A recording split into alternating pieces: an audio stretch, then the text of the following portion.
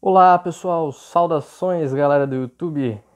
Estamos aqui presentes mais uma vez para trazer conteúdo jurídico para a comunidade em geral, para os estudantes, para todo mundo do universo jurídico e quem se interessa pelas leis e por como funciona o sistema jurídico brasileiro. Antes de mais nada, nós da equipe Perlegem queremos agradecer o apoio e o incentivo de todos vocês que gostaram do nosso primeiro vídeo publicado na semana passada sobre direito de propriedade. Estamos imensamente gratos a vocês por todo o apoio, incentivo, perguntas até como foram feitas. A gente se disponibiliza sempre a receber o feedback de vocês e estamos muito felizes com esse início de projeto. Eu vou pedir para vocês se inscreverem no canal, curtir o vídeo depois ao final, se vocês gostarem, e compartilhar nas redes sociais, né?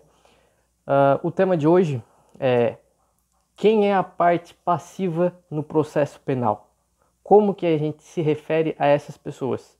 A parte passiva, lembrando, é aquele que é o suspeito de ter cometido um crime. Então, de forma técnica, como que a gente se refere a eles? Esse é o tema do canal. Solta a vinheta aí, Giovanni.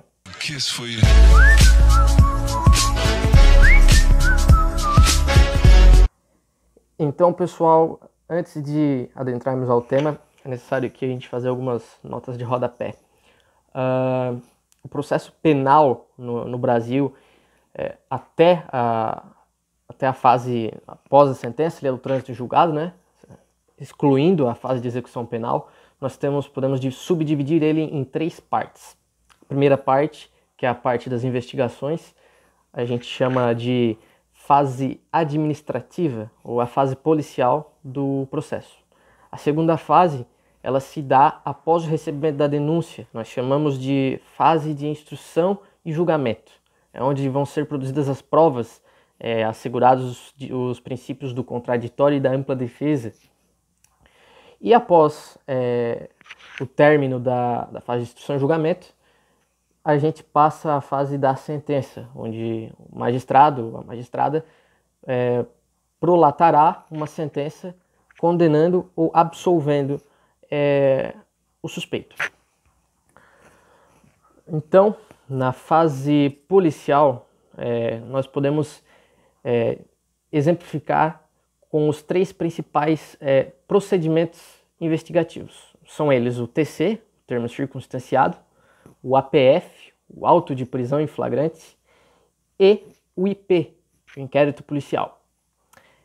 Começando pelo termo circunstanciado, esse é um procedimento que está previsto lá na Lei do Juizado Especial, na Lei número 9.099 de 1995. Esse tipo de investigação, ela serve para os crimes de menor potencial ofensivo, ou seja, aqueles que têm a pena máxima até 2 anos. Aqui o suspeito, a parte passiva no TC, ela é chamada de autor ou autora do fato.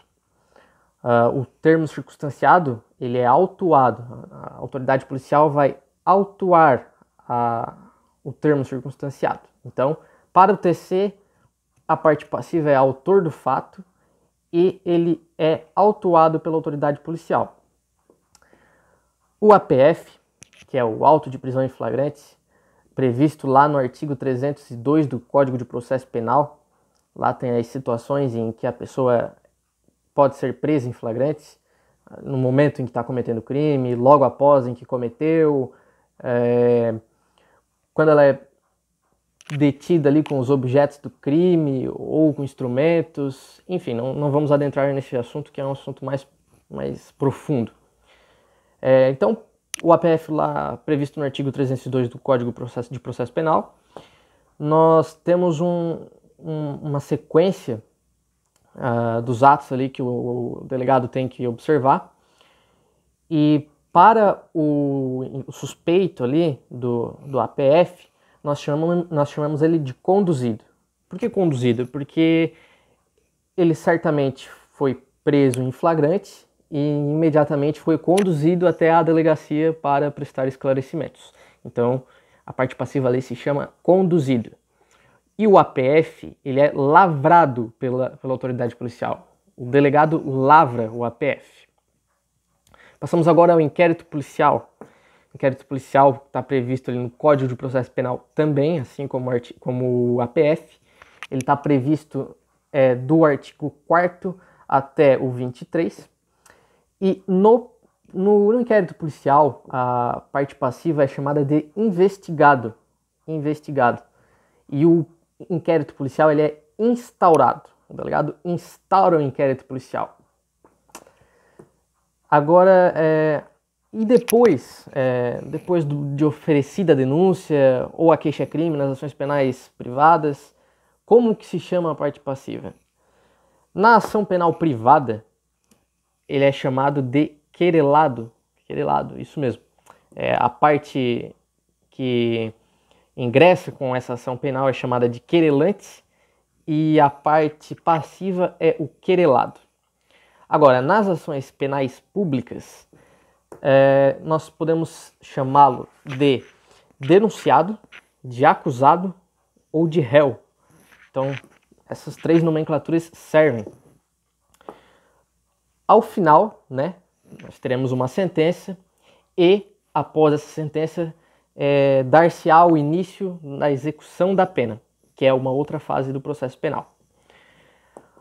Quanto à execução da pena, a parte passiva ela pode ser chamada de condenado, apenado ou reeducando.